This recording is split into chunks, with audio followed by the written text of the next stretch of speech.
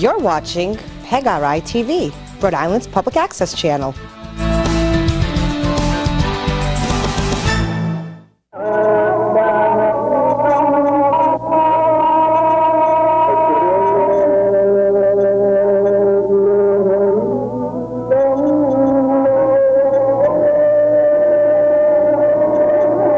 Salam. My name is Sheikh Abu Hakim Abdullah, President Chairman of Al-Masjid Sharia Law, AMSA, a non-profit religious organization operating in the state of Rhode Island, USA. I left you last week at a part where I said they had passed the marijuana law in the states that allow people not to get busted as a felony, but to get busted as a misdemeanor. They're doing the same thing in heavy narcotics like heroin, cocaine, and other drugs. They're going to do the same thing. They're going to make it only a misdemeanor.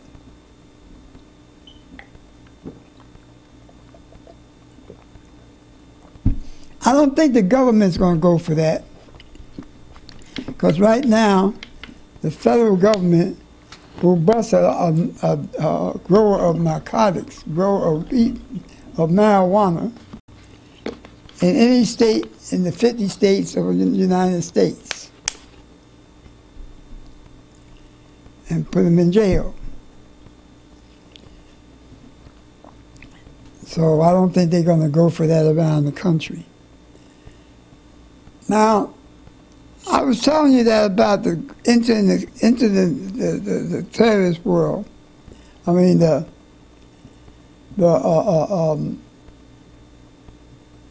thing with Syria. It's been stretched down to parts of Turkey. It's leading to parts of Jordan. You got known Al-Qaeda people coming down there to fight with the so-called people that started this thing.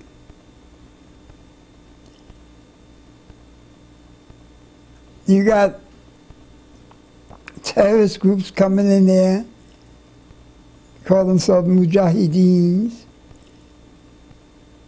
Like I said, when they start blowing themselves up and all that other kind of stuff and killing people, burning people up and all that, they're not Muslims at that time.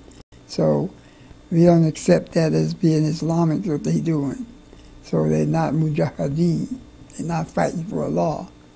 They're fighting against Allah's teachings. Their actions and deeds are against Allah's teachings. And it's going to be dealt with one way or another, sooner or later. And brothers wake up to what it's all about. A lot of things that are happening to brothers and sisters now today, especially in them countries like Syria and all them places, they fail to follow the Islam. They fail to live in their countries Islamically. So the condition of our Muslim brothers and sisters deteriorates. Nobody's concerned about looking out for them because they fail to follow the Islam.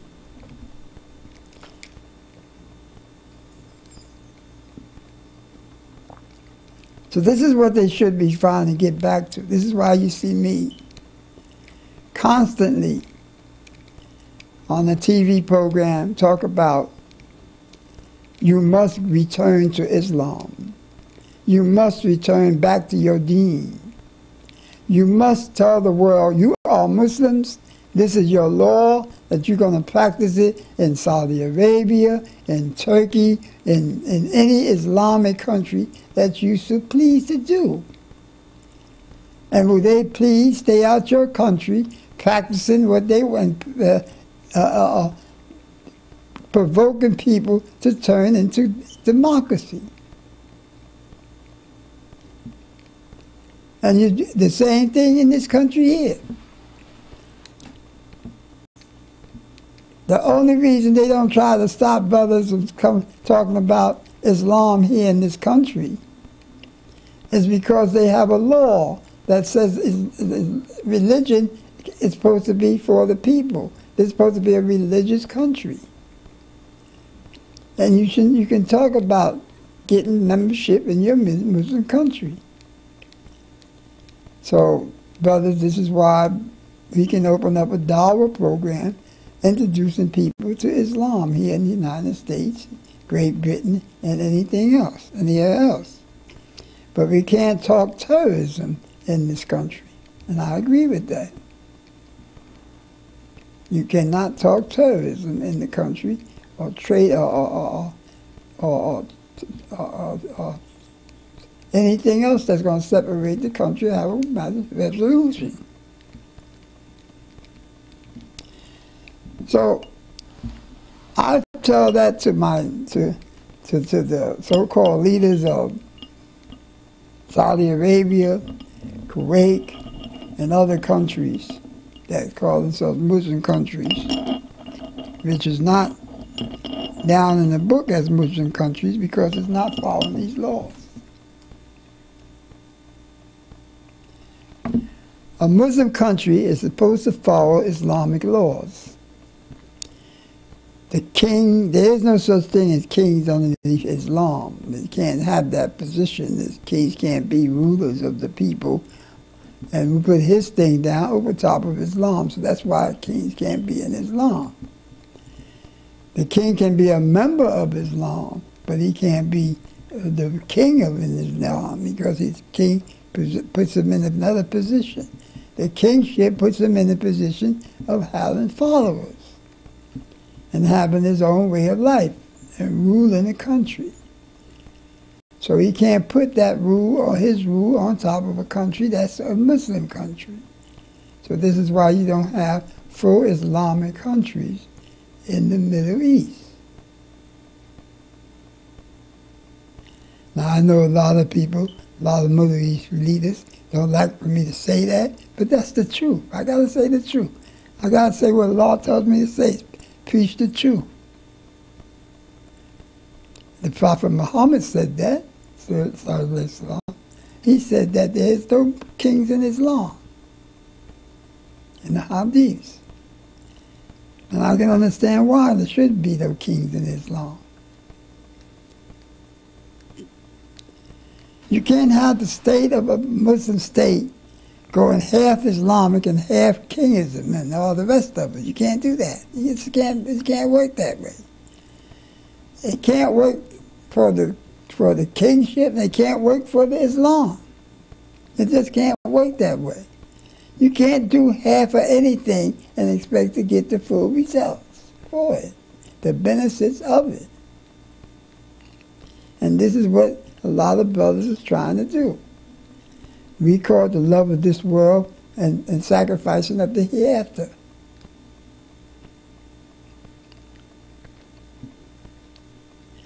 But I'm trying to tell you, Mr. President, you, the news media, you, the people of Rhode Island and United States and Great Britain and all the rest of them,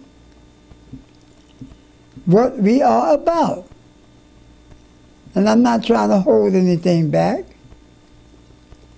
Our job in Islam is to make Islam the #1 way of life on this planet. I say it straight up. Because it's considered the #1 good way on this life on this planet. You know, take away the things that you don't like, you know, the chastising of a woman. We don't put people in jail. We have Islam penalties. Islam has a penalty. What's the word for it now?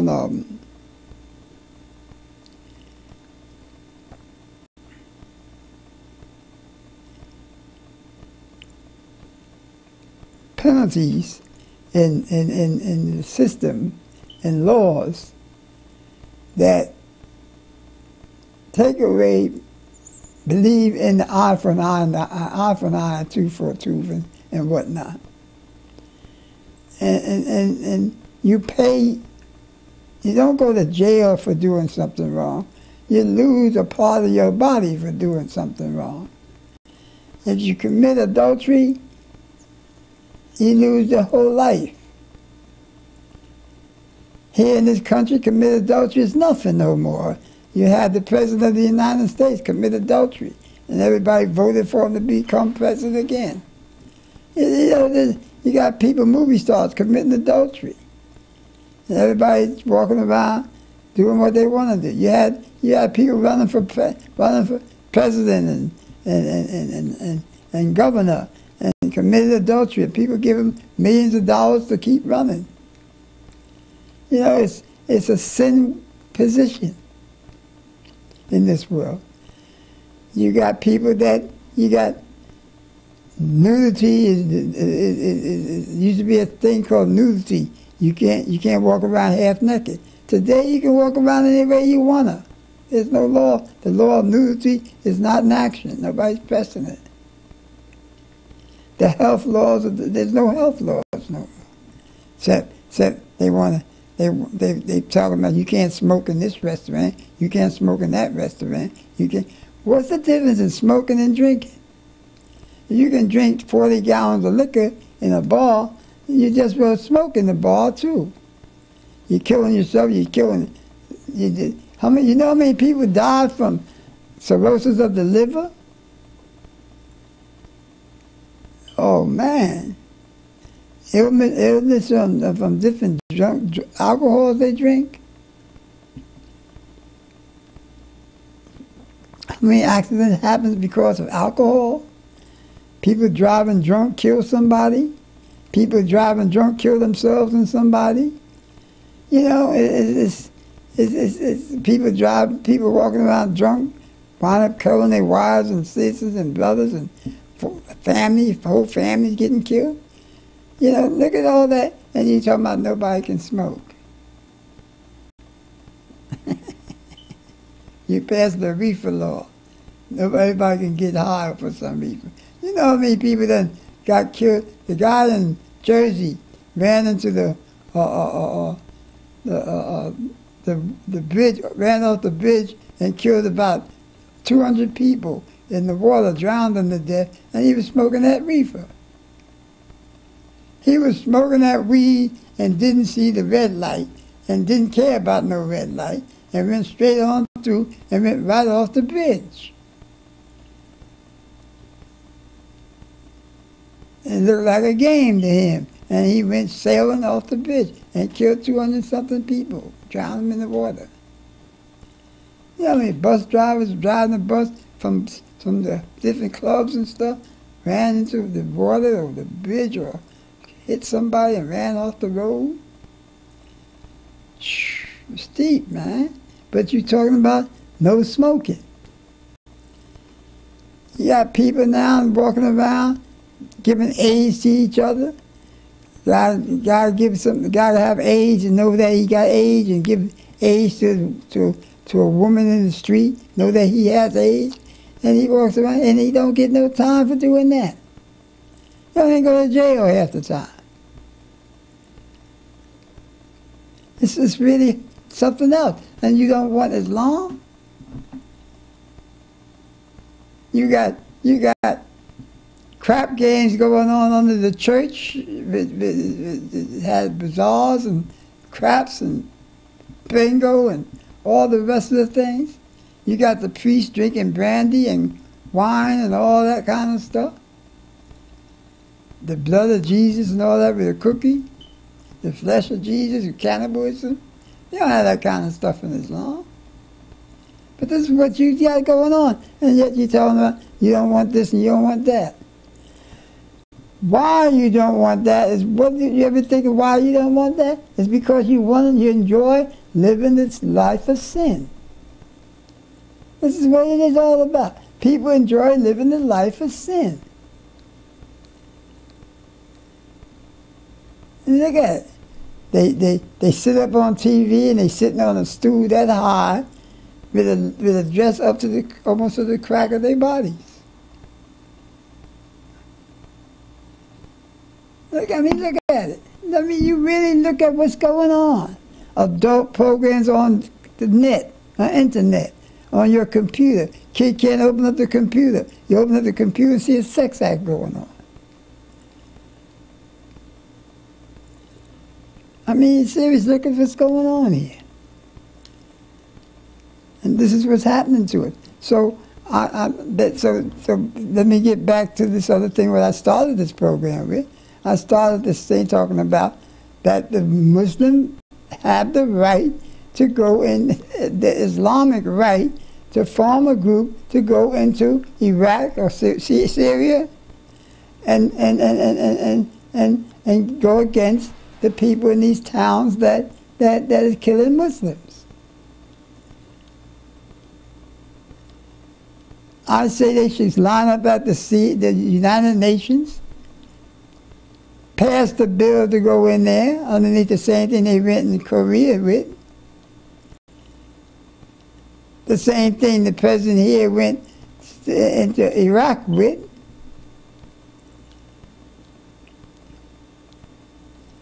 What's good for the gander is good for the goose. And go in there and straighten this thing out. And they talking about there's going to be a war between religions and groups. It was an ethnic war. They're going to be that. Sectarian war or something like that. Well, I heard what the minister said from Kuwait, that they're not going to let Iran take over like they did with Iraq. Well, they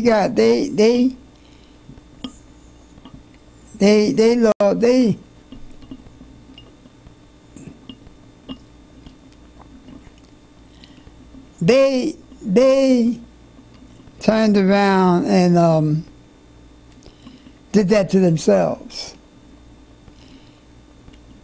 Kuwait did that to themselves. They should never have been involved with Iraq. After Iraq lost the beef about part of that area being theirs and part of Kuwait being theirs, and the British defended the Kuwaiti people against Iraq when Iraq was trying to take the land the first time. They should never have nothing to do with Iraq. They should have built themselves up an army to protect themselves against Iraq.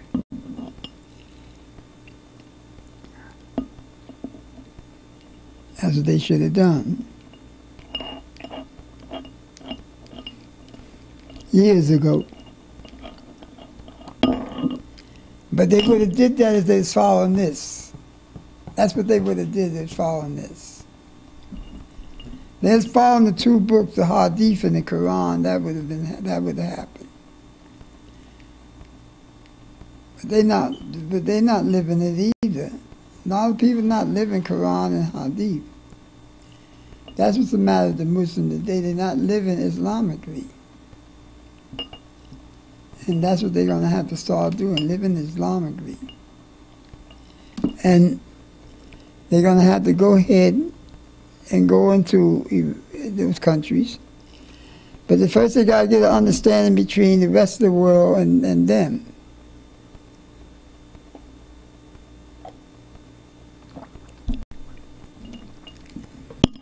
They got to let the rest of the world know, and they got to know it themselves. So you can't live two worlds, as the law tells us that. You can't want this world and the hereafter at the same time. You can't be a believer and dress and sleep and everything like you're a non-believer. and expect to get the benefits of a believer. Doesn't work.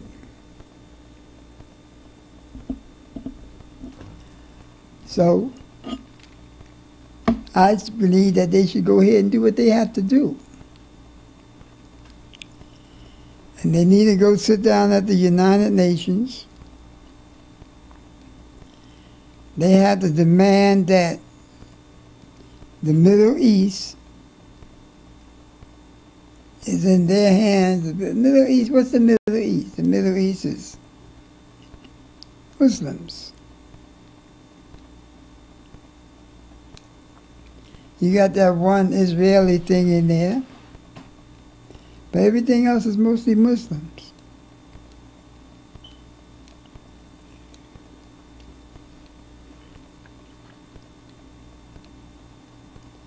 And they really don't have no respect for nobody.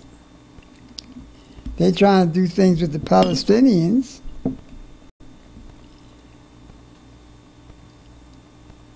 They're inviting their people back to Israel that left Palestine, left Israel 100 years ago. Went to Europe.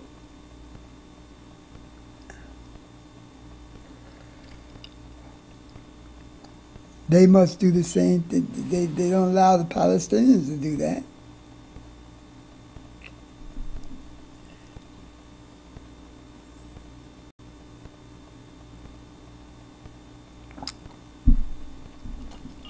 They're going to have to do something, but I just want you to understand what this is all about. You see, you got to understand Islam, and you got to recognize that Islam is not the same as Christianity and Judaism. In Judaism, you got places where a Jew can commit sin all year long, and at the end of the year, he can jump up, make a house outside his window on his fire escape, and turn around and pray for 3 days and stuff, and wipe all his sins away, and he's back to do it all over again. Islam, you can't do that.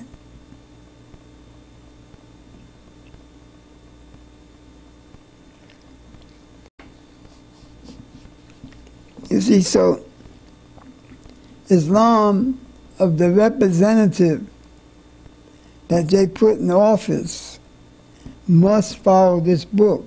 And anything he have to do about them or to them or for them.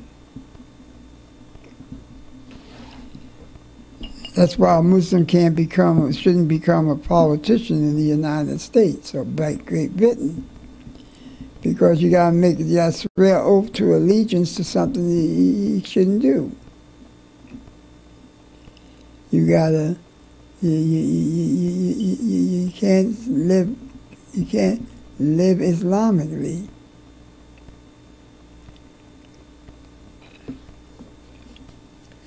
You got to live by that law. You got to help them. You see, you got to be in there to take care of everybody. You're not supposed to. Muslims shouldn't be trying to take care of the alcoholic, the drunk, the alcoholic, the drug user, the murderer, the thief, the prostitute, the house lady where the prostitutes be at, the dope sellers, the dope growers, the short dress wearers. All them people are to us are sinners. And we're not supposed to be in their company. We shouldn't be in their company, shouldn't be walking down the street with them hanging out.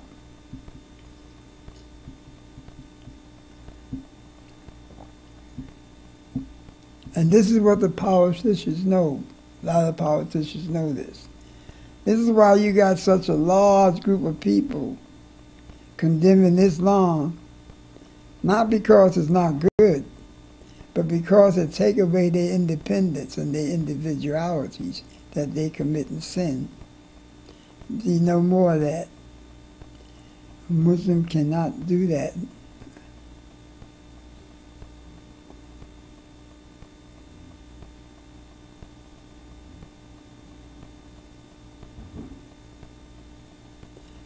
So I'll advise you to go ahead and do what you have to do.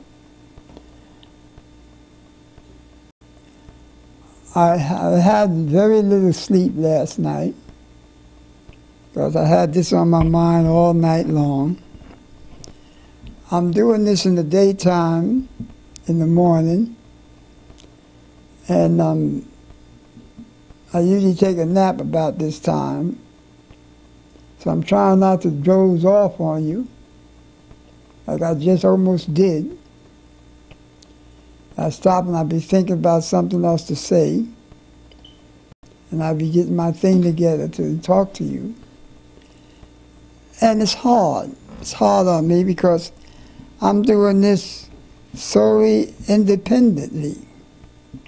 I don't have the assistance and the help and the finance that other people have doing this.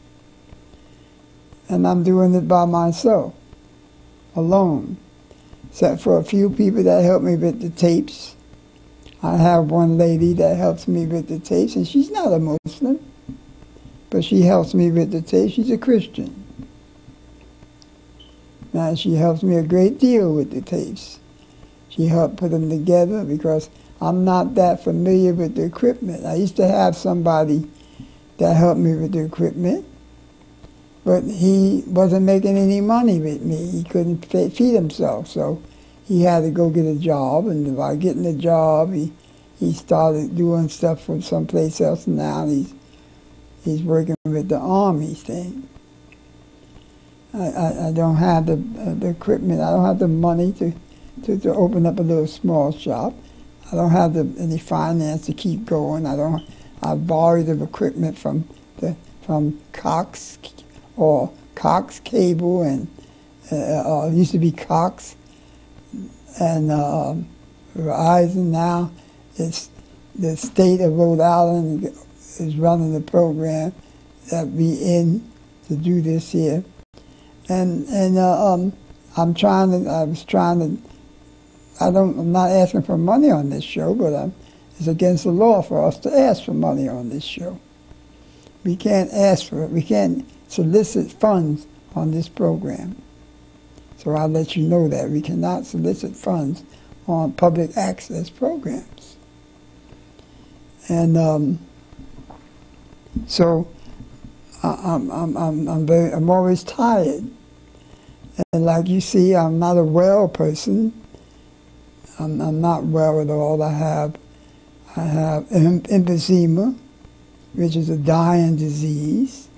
I'm going to pass away. I have cancer in my lungs. I did have cancer in my bladder. And I'm not a well person, so let me let you go. And I pray that you understand what I've been saying to you, and there's some help in this thing with Syria and how to accept the other Islamic countries and what responsibilities they have in this kind of thing. They have a heavy responsibility in dealing with it, but they got to accept that responsibility. Bismillahirrahmanirrahim, alhamdulillahi rabbil alameen, ar-Rahmanir Rahim, maliki yawmiddin, iyyaka na'budu wa iyyaka nasta'in, ihdina as-siratal mustaqim, siratal ladzina an'amta alaihim, ghayril maghdubi alaihim waladdallin. Amin. Sadaqallahu al-Azim.